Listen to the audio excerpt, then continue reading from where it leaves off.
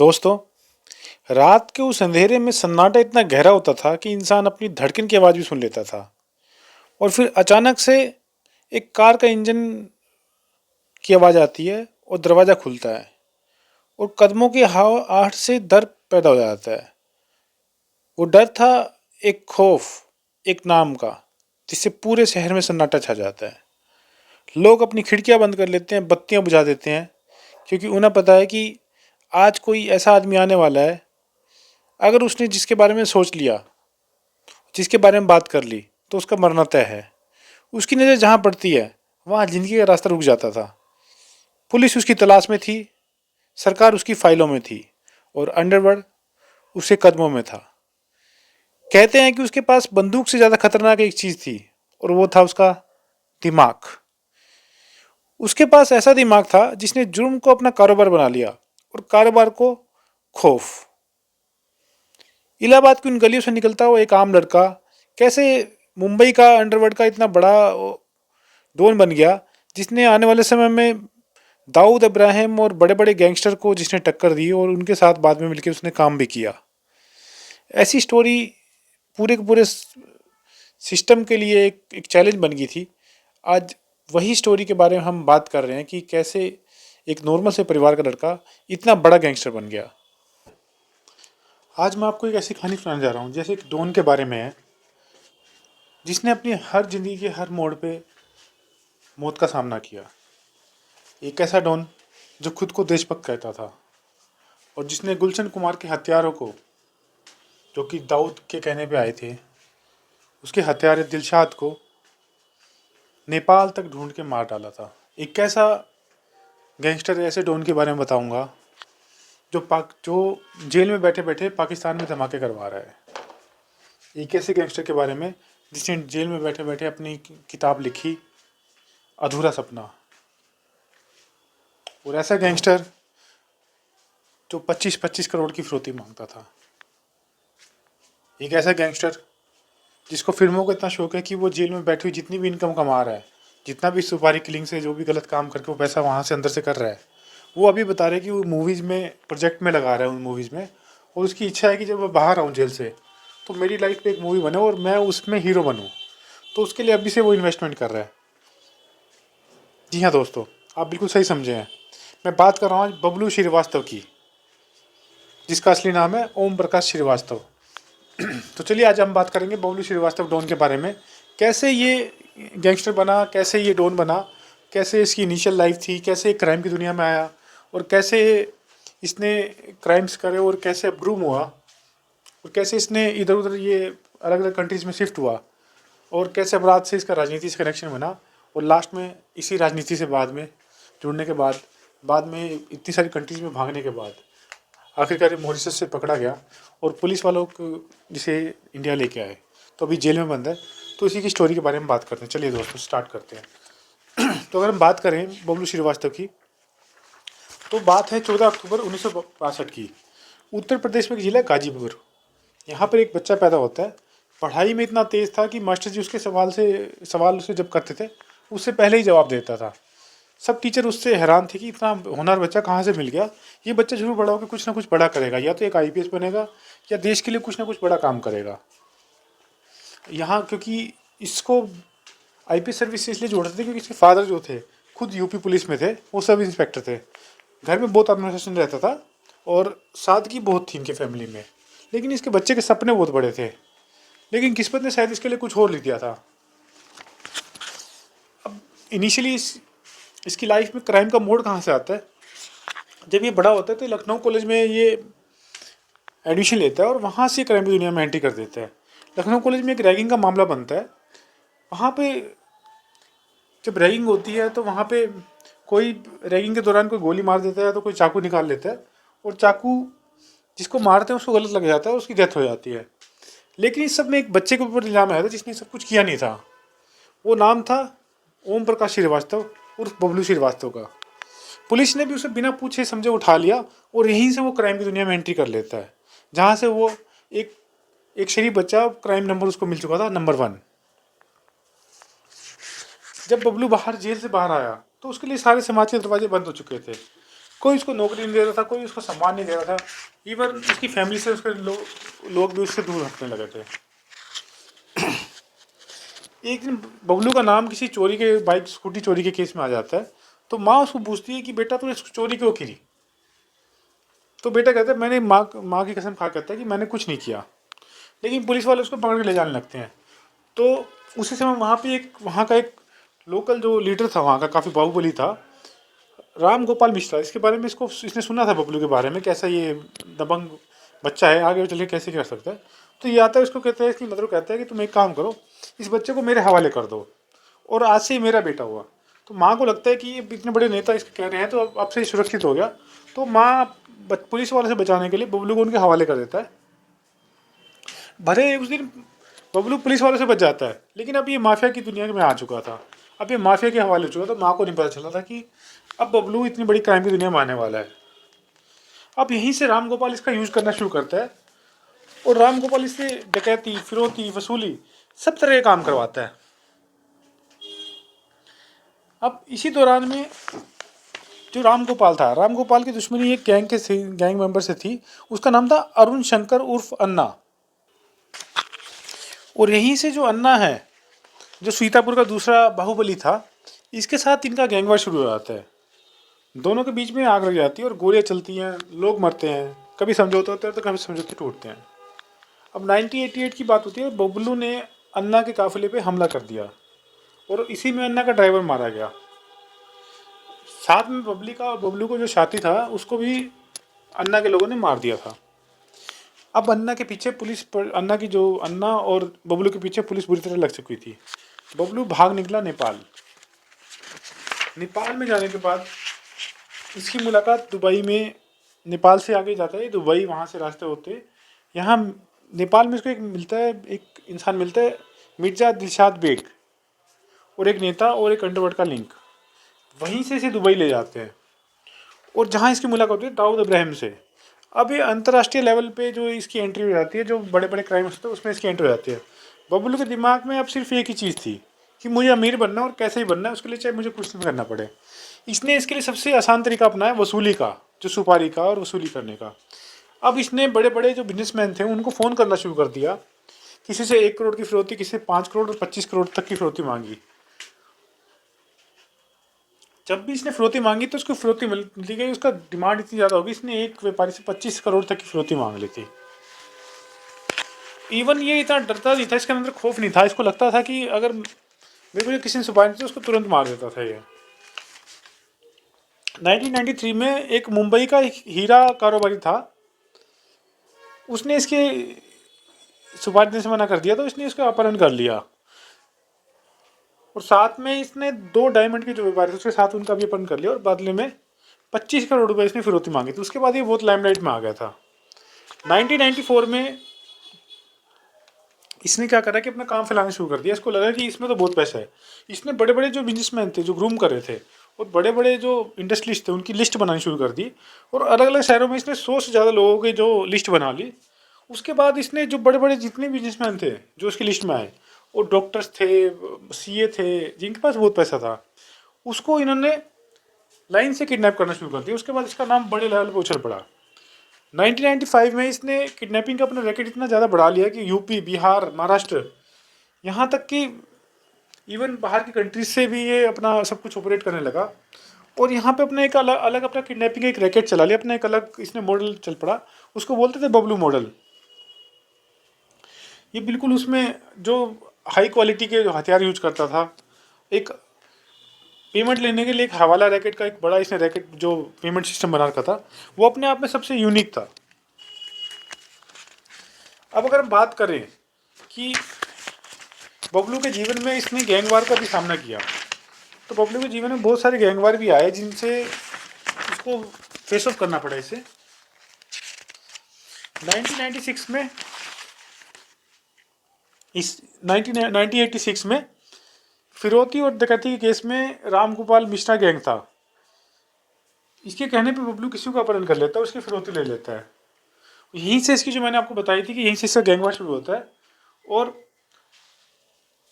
अरुण शंकर वो नग गैंग के साथ इसका पूरा का पूरा क्लैश शुरू हो जाता है और गैंगवार बड़े लेवल चल जाता है। लेकिन इस गैंगवार की वजह से बबलू का जो सियासी सफर था वो शुरू हो चुका था और साथ साथ जो क्रिमिनल लाइन में आ चुका था। ये एक लड़का जो स्कूटी स्कूटी चोरी केस में पहली बार जेल में गया था और अब वो बहुत बड़ा गैंगस्टर बन चुका था। अब वो 25-25 करोड़ की फिरौती मांगने लगा था। बबलू के इवन अंतर्राष्ट्रीय जो थे उनके गैंग के साथ भी इसके संबंध बन चुके थे। 1990 में नेपाल में इसने बड़े बड़े जो गैंग्स थे उनसे इसने संबंध बना लेते। उसमें आपको दिलशाद बेग की बताई कहानी, उसने इसे संबंध बनाए, बाद में इसने इसी को मरवा दिया था। उसका कारण भी मैं आपको बताऊंगा। 1991 में दुबई में इसने गया, मैंने आपको बताया था, उसने दुबई में जाके दाऊद इब्राहिम तक से लिंक बना लिए थे अपने। अब देश में दो तरह के गैंग चल पड़े थे। एक तरफ जहाँ दाऊद इब्राहिम बाहर से ऑपरेट कर रहा था, तो बबलू श्रीवास्तव इंडिया में बैठ के इसी सारे काम कर रहा था।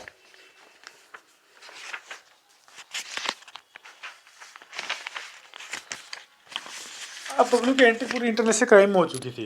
बबलू के दिमाग में अब चीज़ बैठ चुकी थी कि मुझे क्राइम से पैसा कमाना है, कैसे भी करके पैसा कमाना है। लेकिन 1993 का जो ब्लास्ट हुआ, जब ये पहले दाऊद इब्राहिम से जुड़ा हुआ था, लेकिन इसके बाद ये इसको लगा कि ये एक आदमी गलत है, मुझे इससे अलग हो जाना चाहिए। तो अंडरवर्ल्ड के दो हिस्से हो जाते हैं। एक तरफ दाऊद इब्राहिम होता है, तो दूसरी तरफ बबलू, छोटा राजन, सुभाष ठाकुर और कई जिनके नाम काफ़ी फेमस अंडरवर्ल्ड थे, उनका एक अलग ग्रुप बन जाता है। इस सुभाष ठाकुर के ऊपर भी आपको काफ़ी बताऊँ, ऐसा साथी था ये जो फिरौती मांगने में और किडनैपिंग करने में। ये भी बहुत अच्छा डॉन था और वो अपने नाम का बहुत फेमस ये इसके अब काफ़ी रहा है अपने समय में कि इसने इस तरह के साथ मिलके गलत काम किए बहुत सारे। तो इस सुभाष ठाकुर की भी मैं अलग से कहानी सुनाऊंगा।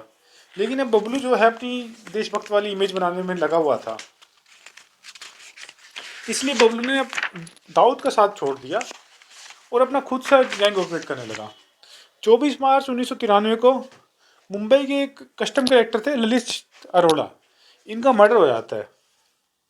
और मर्डर के पीछे एक रीज़न आता है कि दाऊद के जो हथियार थे उनके कंसाइनमेंट जो ये जब्त कर रहा था, इसलिए इसको मार दिया गया था। अब मामला कोर्ट में पहुंच गया और कोर्ट में पहुंचने के बाद बबलू जो है, बबलू को और मांगे और सुभाष ठाकुर, इन सब के ऊपर मुकदमा चलता है और इनको उम्र कैद की सजा दे दी जाती है। 12 अगस्त 1997 को जो एक बड़े भक्त जो बॉलीवुड में जो सिंगर थे गुलशन कुमार, उनकी हत्या हो जाती है।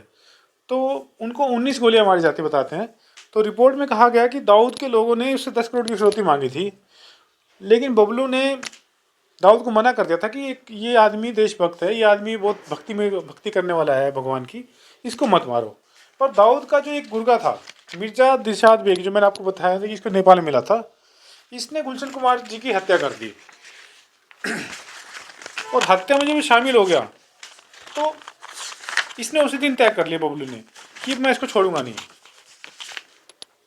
कहते हैं कि बबलू ने इसका नेपाल तक पीछा किया और नेपाल में जाकर दिलशाद बेग का मर्डर करवा दिया।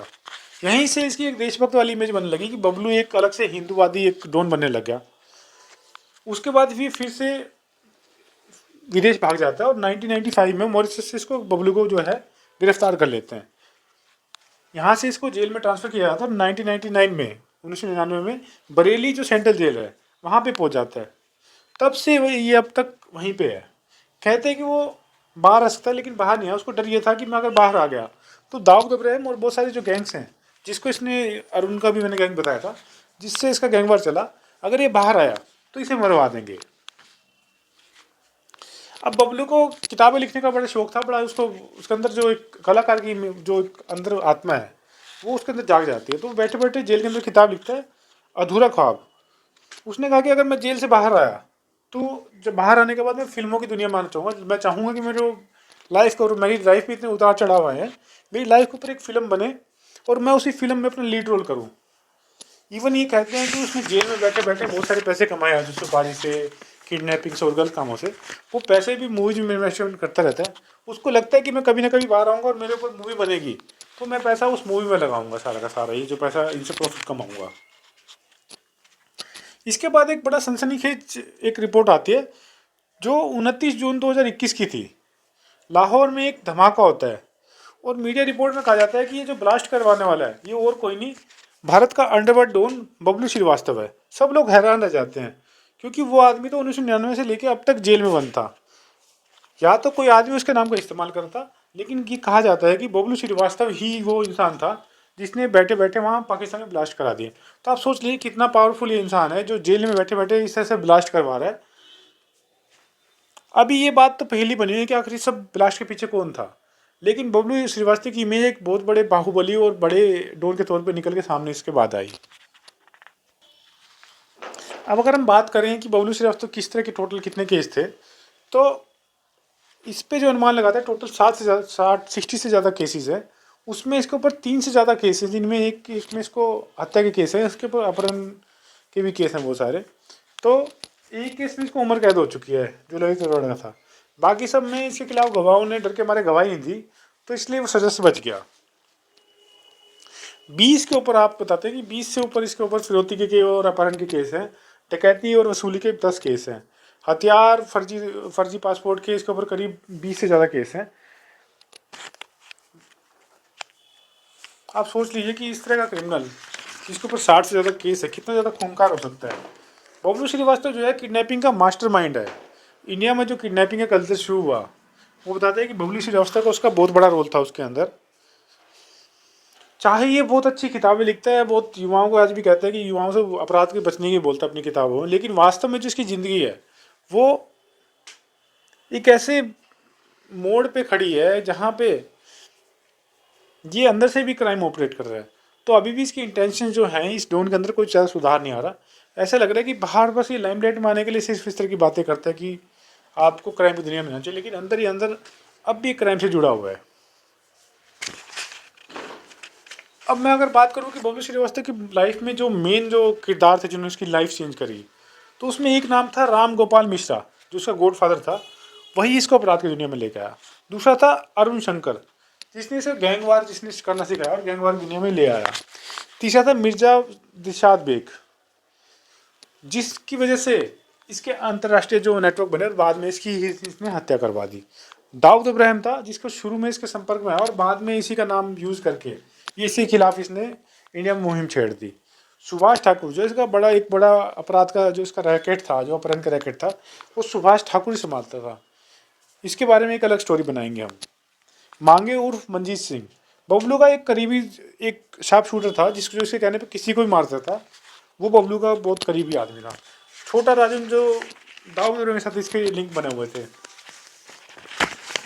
तो दोस्तों अभी जो कहानी मैंने आपको बताया कि ये कैसे बबलू जेल में बैठे बैठे सब चीज़ें ऑपरेट कर रहा है और सब चीज़ें इसके बीच चल रही हैं।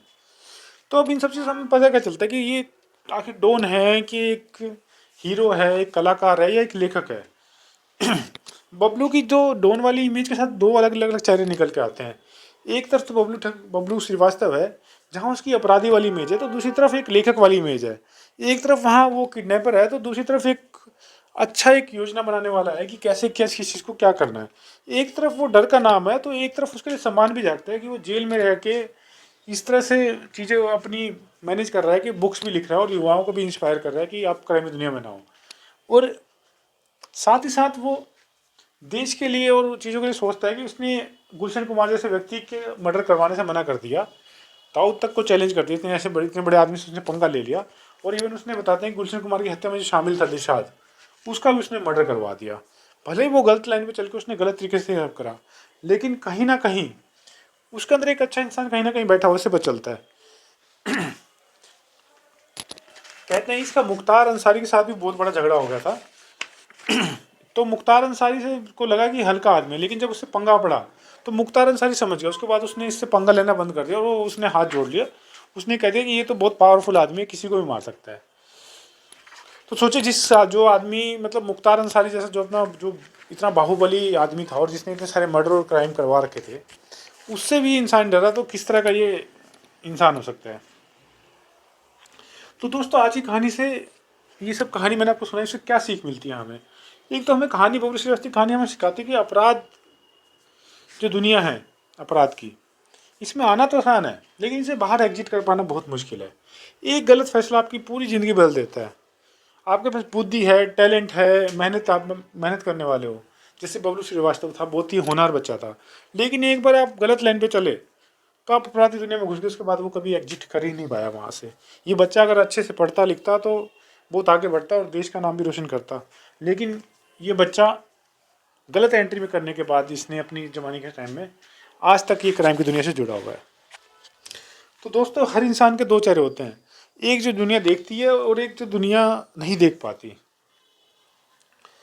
तो बबलू श्रीवास्तव के वही दो चेहरे हैं। एक तो दुनिया को दिख रहा है कि वो एक डॉन है, लेकिन एक जो चेहरा है जो उसका अंदर का जो भाव है, जो लेखक वाला और जो एक कलाकार वाला भाव है और जो एक देशभक्ति वाला भाव, वो बहुत कम लोगों को दिखाई दे रहा है। ये दोनों बबलू श्रीवास्तव को सब डॉन से अलग बनाते हैं।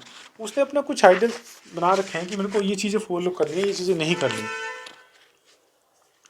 तो दोस्तों, ये कहानी जो मैंने आपको सुनाई बबलू श्रीवास्तव उर्फ ओम प्रकाश श्रीवास्तव की, ये मैंने आपको कहानी जितनी भी है जो मीडिया में इसके बारे में रिकॉर्ड्स हैं और जो न्यूज़पेपर में आर्टिकल्स में सब इसके हैं, मैंने उसके हिसाब से मैंने आपको सारी कहानी सुनाई है। और अभी जो लेटेस्ट न्यूज़ इसके बारे में ये है, अभी ये जेल में बंद है, तो जेल से बाहर आके ये इसका मन है कि मैं जेल से बाहर आऊँ और मैं बॉलीवुड में कदम रखूँ और साथ साथ मैं इलेक्शन भी लड़ूँ। तो इसने इसके लिए अभी सुप्रीम कोर्ट में बताते हैं कि इसने अभी कुछ अपनी सज़ा के रिगार्डिंग, माफ़ करने के रिगार्डिंग एप्लीकेशन लगाई है। अभी वो एप्लीकेशन अभी पेंडिंग है कि मेरी उम्र कैद की सज़ा जो 14 साल उससे ज़्यादा हो गए तो मुझे बाहर निकाला जाए। अब इस पर काफ़ी मीडिया में काफ़ी इन पे डिबेट्स भी चल रही हैं कि क्या इस तरह कैदी को बाहर आना चाहिए। तो अभी फ़िलहाल का स्टेटस ये है कि बबलू श्रीवास्तव जेल में बंद है और वो बाहर अपनी रिहाई के लिए हाथ पैर मार रहा है। तो दोस्तों, आज ये कहानी थी बबलू श्रीवास्तव उर्फ ओम प्रकाश श्रीवास्तव की। कैसे ये एक लड़का जो गांव का एक सिंपल सा लड़का, एक शरीफ लड़का, एक होनहार बच्चा, कैसे क्राइम की दुनिया में आया और कैसे क्राइम की दुनिया में एंट्री करने के बाद एक इतना बड़ा सुपारी किलर बन गया, इतना बड़ा किडनैपर का एक इसने नेटवर्क खड़ा कर दिया। ये कहानी हमें सिखाती है कि आप छोटे लेवल से उठ के बहुत ऊपर तक जा सकते हो, लेकिन आपको अगर आप सही रास्ता चुनोगे तभी आपके लिए फ़ायदेमंद है। ये लड़का सिंपल फैमिली से था, लेकिन ये इसके ख्वाब बड़े थे। इन्हीं ख्वाबों की वजह से ये ऊपर गया, लेकिन ये गलत रास्ते पे चल पड़ा, इसलिए क्राइम की दुनिया में इसने एंट्री कर ली। तो दोस्तों, आज की ये कहानी हमारी जो बबलू श्रीवास्तव की थी, आपको कैसी लगी हमें ज़रूर आप कमेंट सेक्शन में बताइए। साथ ही साथ हमें अगर आपको हमारे वीडियोज़ पसंद आ रहे हैं तो हमारे चैनल को प्लीज़ सब्सक्राइब कर लीजिए और वीडियोज़ को ज़्यादा शेयर करिए। अगली बार फिर से एक अंधेरे में से एक ऐसे डॉन की कहानी लेकर आऊँगा और आपको बताऊँगा कैसे क्राइम की दुनिया में इनकी एंट्री होती है और कैसे ये क्राइम की दुनिया से एग्जिट करते हैं। तो दोस्तों, आज की कहानी बबलू श्रीवास्तव की थी। अगर आपको लगता है कि हम भी किसी और ऐसी पर्सनैलिटी के ऊपर, किसी और पर्सन के ऊपर हम एक और वीडियो बनाएं, तो आप हमें ज़रूर कमेंट सेक्शन में अपनी राय बता सकते हैं। हम उस पर अगली जो सीरीज़ आएंगी उस पर अपनी रिसर्च करेंगे और उसके ऊपर वीडियो बनाने की कोशिश ज़रूर करेंगे।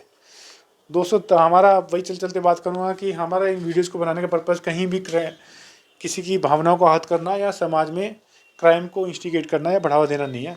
हमारा सिर्फ युवाओं तक एक मैसेज पहुंचाना है कि कैसे ये जो युवा है, जो ये बच्चा है, एक शरीफ आदमी है, कैसे क्राइम की दुनिया में आता है। और अगर वो आता है, क्राइम की दुनिया में आता है, तो उसके एग्जिट के रास्ते बंद हो जाते हैं और बाद में उसके या तो पुलिस की गोली या फिर जेल में उसकी ज़िंदगी निकलती है, जैसे बबलू श्रीवास्तव की निकली। तो दोस्तों, ये आज की कहानी थी। आपको कैसी लगी हमें जरूर कमेंट सेक्शन में बताइए। हम फिर से एक नई वीडियो में आपको मिलेंगे भारत गौरव न्यूज़ पर। तब तक हमारे साथ बने रहिए। धन्यवाद।